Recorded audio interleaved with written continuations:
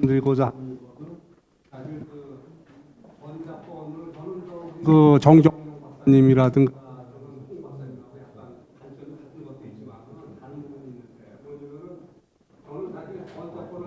도 전혀 문제가 없다는 것을 말씀을 드리고 지금 당장 가져와도 문제가 없다는 것을 그다음에 가져오지 않으면은 우리가 국익 측면에서 많은 문제가 있다는 거. 그리고 세 번째는 사실 정 박사님이 아까 이제 많은 그 보완책을 말씀하셨는데 그런 보완책들이 필요가 없다는 것을 갖다 저는 말씀을 드립니다. 그래서 이제 제가 우리가 이제 그 왜 가져와도 문제가 없는가? 우리가 지금 그 전자권 전환에서 가장 문제가 됐던 것이 전자권을 가져오게 되면 한미 동맹이 약화된다든가 주한미군이 나간다든가 이런 얘기를 했는데 사실 미국에 우리가 지금 가장 그 한반도에서의 큰 이익이라는 것은 냉전 당시에는 그 소련을 견제하는 거고 그다음에 지금 냉전 이후에는 중국을 견제하는 것인데 이 한반도라는 지역이 이 우리가 그 스트라테직 인터레스라고 해가지고 한 미국 입장에서 또는 중국 입장에서 그 땅덩어리 자체는 의미가 없지만은 이 영향권이 중국이나 미국에 들어감에 따라서 그 패권 경쟁이 완전히 결정적으로 바뀐다는 거죠. 그래서 우리가 예를 들면은 한반도가 주한미군이 철수하게 되면 주일미군도 철수할 수밖에 없고 미국의 방어선이 알류산 열도로 후퇴할 수밖에 없다는 것이 미국의 전략가들이 끊임없이 얘기하는 거죠. 그래서 미국이 한반도에서 가장 중요하게 생각하는 게 뭐냐면 주한미군이 철수할 수 없다. 그래서 제가 지금까지 50년대부터 지금까지 많은 자료들을 봤는데 주한미군 철수, 그러니까 전자권 전환이라든가 이런 거 관련해가지고 유일하게 말했던 사람이 한 명이 있어요. 누가 있냐면 2013년도 12월 당시 미 육군 참모차장 출신이 전자권을 전환하게 되면은 주한미군 철수한다는 얘기를 한번 했는데 그거 말고는 제가 수백 편의 수천 편의 논문을 봤지만은 한반도에서 미군은 나갈 수가 없다는 거예요. 그래서 우리가 지금 특히도 미중 패권 경쟁이 있는 한 절대 나갈 수가 없다는 것이 미국의 입장이고 그래서 우리가 미국이 한반도에 있는 한 미국 사람들이 위키리크스 자료에서도 얘기하지만은 한미 지휘 관계가 중요한 것이 아니라 미국이 한국을 지원하겠다는 의지가 있는 것이 중요한 것인데 미국 입장에서는 한반도를 포기할 수 없다는 것이고 그런 측면에서 보면은 저희가 전자권을 지금 당장 가져와도 아무 문제가 없다는 거고 두 번째 가져오지 않으면 무슨 문제가 있냐면은 우리가 지금 6.25 그러니까 냉전 당시에 보면은 한반도에서 미국이 추구하는 정치적 목표하고 군사적 목표, 정치적 목표는 달랐지만 군사적 목표가 같았거든요. 근데 오늘날에 와가지고는 정치적 목표하고 군사적 목표가 달라졌다는 겁니다. 예를 들면은 우리가 냉전 당시에는 미국이 한반도에서 추구한 목표는 뭐냐면은 소련하고 공산주의의 남하를 갖다가 저지하는 거고 우리는 북한군의 남침을 저지해가지고 그러니까 적화 통일을 방지하는 것인데 그러한 정치적 목표는 달랐지만은 그 두 개를 달성할 수 있는 정치적 목표라는 것이 북한군의 남침 저지거든요.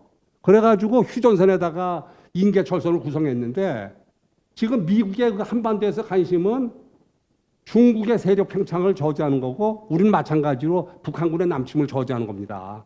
근데 북한군의 남침 저지라는 것은 휴전선에서 이루어지지만은 중국의 세력 팽창은 태평양으로 나가는 것을 휴전선에서 막을 수가 없거든요. 그래서 미국이 우리가 평택으로 나간 거거든요. 왜냐하면 평택이 중국의 가장 큰 해군 기지가 있는 청도를 갖다 마주보는 지역 아닙니까? 그래서 실제로 보면은 우리가 그 오늘날 북한 핵 문제가 이렇게 복잡해진 것도 사실 저는 미국의 이익과 한국의 이익이 배치됐기 때문에 보는 거거든요. 예를 들어서 우리가 북한이 지금 핵무기가 없다면은 당장 미국에 심각한 문제가 벌어져요. 왜냐면은 재래식 전력 측면에서 저희가 미국보다 훨씬 강하기 때문에 당장 주한미군 나가라고 하는데 이거는 미국이 아주 큰 이익에 배치되는 거기 때문에 제가 지금 오늘날 그 북한 핵이 이렇게 된 것도 중국과 미국이라는 나라가 한반도에서 어떤 한국이 추구해야 될 이익과 다르기 때문에 그렇다는 거고 그래서 이제 그런 측면에서 보면 저희가 가져오지 않게 되면은 결국에서는 우리의 국익이 많은 측면에서 손상을 본다는 겁니다. 그래서 이제 저희가 그거 말고도 우리가 군사적 측면에서 보면은 지금 현재 전시 지휘 체계를 갖다가 지휘하는 구조하고 그다음에 평시 전력 건설 구조가 다르다 보니까 이것이 이제 우리가 그 전력 건설이 하우 투 파이트하고 매치하지 않는 거죠. 전시에. 그래서 이제 저희가 많은 돈을 투입함에도 불구하고 북한을 대응할 수 없는 문제가 벌어지는 거고 특히도 정보화 시대에 가게 되면 무슨 문제가 있냐면은 항공기 전차 함정은 민간에서 다 획득을 했지만은 우리가 지휘 통제 체계라든가 지금 말씀하시는 킬 체인이라든가 또는 우리가 그 KMD라든가 이런 것은 정보화 시대의 전력 구조인데 이거는 우리가 실제로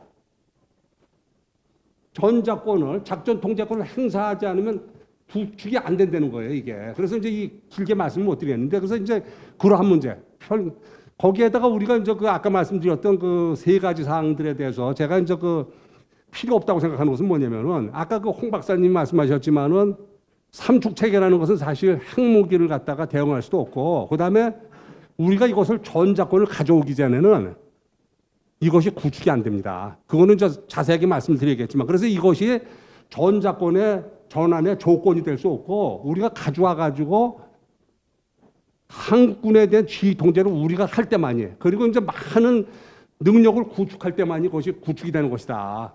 그래서 실제로 저희가 지금 당장 가져와도 문제가 없다는 거, 그다음에 가져오지 않으면 많은 손해를 본다는 거, 그리고 실제로 아까 말씀하셨던 그 정 박사님 말씀하셨던 많은 그런 것들은 직접 가져오기 전에는 우리가 구비가 될 수 없다는 그런 측면을 말씀드리고 특히 이제 그런 측면에서 저희가 보완을 한다면은 아까 홍 박사님 말씀하셨던 우리가 그 한국의 어떤 그 보장이라든가 이런 것이 필요하지 않은가 생각이 됩니다. 이상입니다.